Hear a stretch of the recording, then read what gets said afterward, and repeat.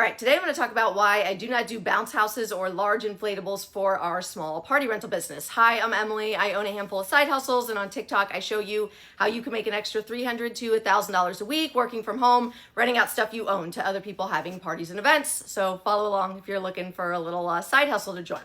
Okay, so I keep getting asked like questions, advice on bounce houses or why we don't do bounce houses. So I'm going to address that today.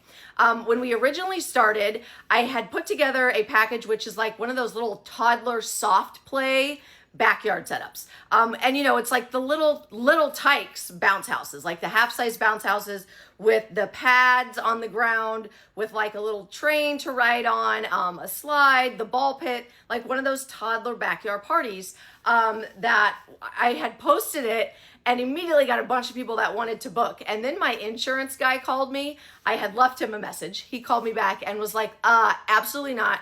None of those will be insured. We won't insure any of that.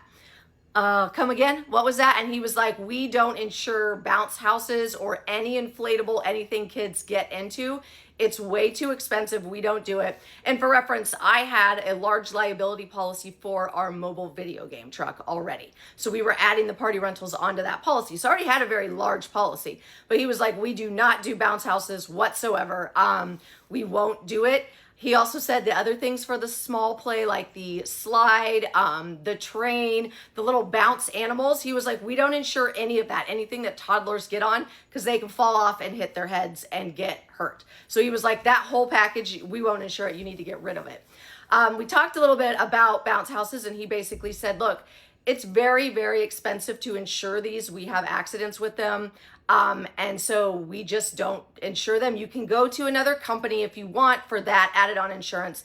But he said, for reference, per bounce house in the state of Arizona, it's somewhere between $3,000 and $4,000 a year to insure that item. So that means per bounce house, it's $300 to $400 ish, somewhere around there a month to insure that item. So we kind of talked about it, and I was like, we could go get insurance somewhere else, but this being a side hustle, which yes, we are trying to grow it into a full-grown business, but a side hustle that I run practically alone. My husband will help me with the heavy stuff, but I do most of this myself. I can't move one of those large bounce houses myself at all. I can't get it in and out of a truck. I can't even get it onto a dolly.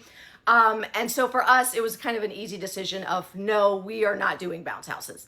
That being said, we're here in Arizona. Stuff is outside 9 months out of the year. There's some really great businesses making bank doing it. But for us, I wanted to stay more of a smaller party rental company. I wanted it to be more manageable for me from the beginning.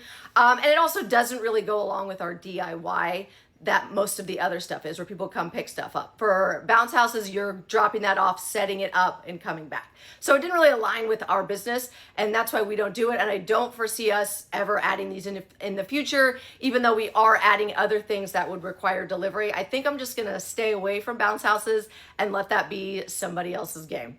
Ask me any questions you've got.